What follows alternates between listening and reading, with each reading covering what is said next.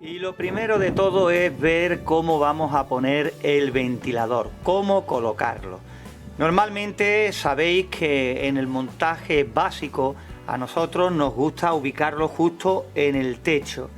¿Cómo lo ponemos? Pues de tal forma que quede una separación entre el ventilador y el techo para que favorezca una circulación del aire. No se puede poner el ventilador totalmente pegado en el techo.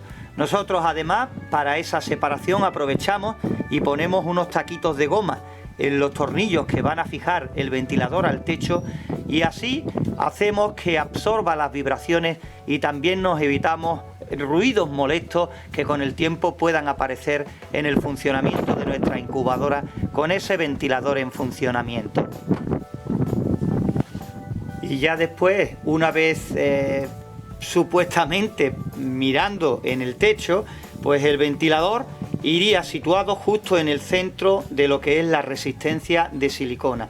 Todo este conjunto intentaremos ponerlo lo más centrado posible en el techo de la incubadora para que después el reparto de aire caliente sea lo más homogéneo posible. Con eso conseguiremos, si no igualar la temperatura en toda la bandeja o en todas las bandejas de huevos, que sí por lo menos haya la mínima diferencia posible.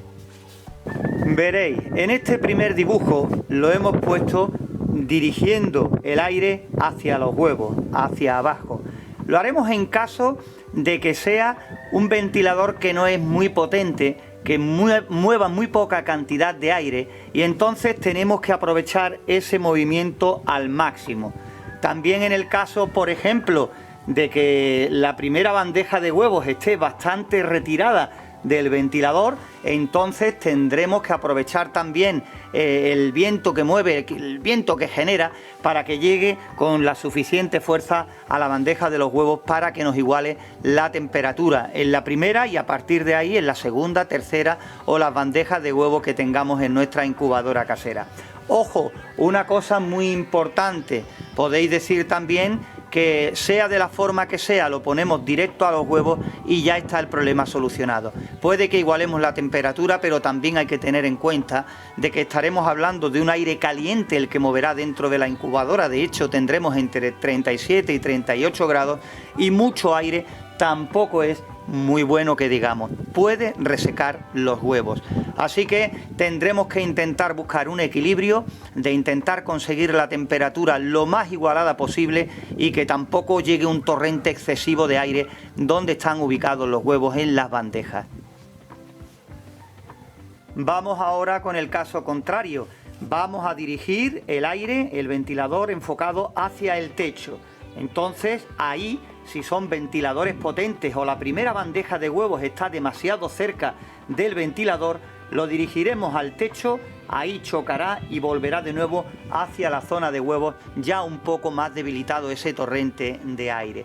Por eso, igual que decíamos en el caso anterior, hay que encontrar un equilibrio y eso lo dará las mediciones de temperaturas que hagamos en nuestra incubadora casera cuando ya tengamos el conjunto totalmente montado. Pero podéis quedaros con lo siguiente: si el ventilador mueve poca cantidad de agua, lo pondremos directamente hacia la bandeja de los huevos. Si tenemos por contra un ventilador que mueve mucho aire, pues lo pondremos dirigido hacia el techo para que recircule un poco en el techo y después baje ya con menos intensidad. Volvemos de nuevo a nuestra pizarra y fijaros bien lo que tenemos aquí, los parámetros ideales de incubación. Y vosotros nos preguntaréis ahora mismo ¿a qué viene esto si estamos hablando del ventilador? Pues muy fácil, vamos a hilar poco a poco. La temperatura ideal de incubación son 37,8 grados y la humedad relativa el 60%. Hablo de huevos de gallina y otras especies de aves de corral que se sacan perfectamente con estos parámetros, con estos valores. Una de vuestras preguntas que nos hacéis es que si los 3 últimos días de incubación bajamos medio grado o 1 grado la temperatura y subimos un 10 o un 15% la humedad, ¿qué es lo que tenemos que hacer con el ventilador? ¿Lo apagamos los últimos días de incubación? Nosotros desde aquí, desde Incubadoras Caseras, siempre respondemos que no, que dejemos el ventilador de la forma que ha venido actuando durante toda la incubación.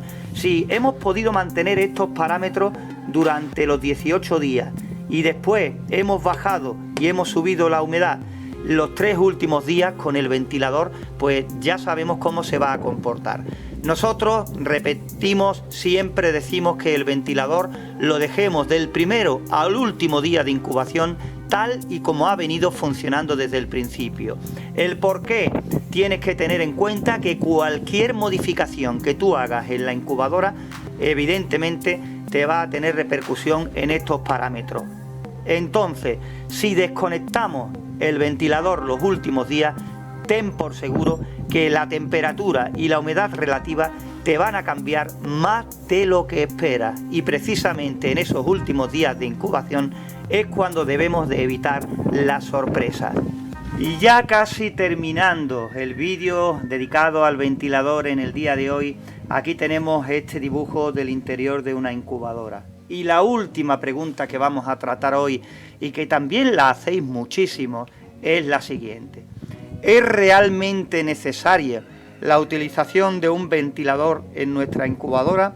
Pues no se puede ser tajante y decir un sí o un no, porque hay algunas cositas a tener en cuenta. Por ejemplo, si vamos a hacer una incubadora con una sola bandeja de huevos, olvidaros de esta parte, de aquí para abajo nos olvidamos, vamos a ver ahora una incubadora con una sola bandeja de huevos, entonces está claro que el ventilador fácilmente va a conseguir que tengamos la misma temperatura en toda la bandeja donde van los huevos.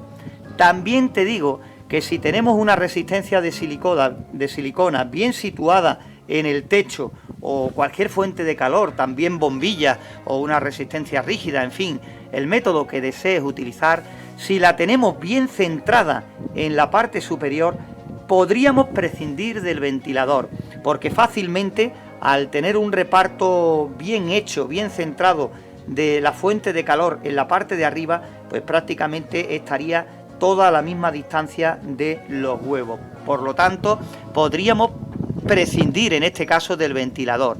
De hecho, nosotros hicimos una incubadora en una caja de cartón que nos dio muy buenos resultados y no le pusimos ventilador. Fue tan solo con una bombilla, creo recordar que de 60 vatios de potencia. Ahora bien, si tenemos una bandeja, 2 o 3 bandejas, se hace necesario el uso del ventilador, simplemente porque ya habrá huevos que estarán a diferentes alturas y entonces no llegará por igual la temperatura a todas las bandejas. Entonces, si ya ponemos 2 o 3 bandejas, si no colocamos la resistencia, la fuente de calor de una forma que llegue por igual el calor a todos los huevos, entonces sí se haría necesario. Es más, suponte que en esta incubadora pues nos dedicamos a poner más bandejas, entonces ya con un solo ventilador en la parte de arriba tendríamos problemas para conseguir la misma temperatura en la primera que en la última. Suponte que tenemos 5 bandejas. Entonces, incluso se haría necesario la utilización de otro o varios ventiladores más para hacer una circulación en el interior que sea lo bastante importante como para que todas las bandejas, todos los huevos se incuben a la misma temperatura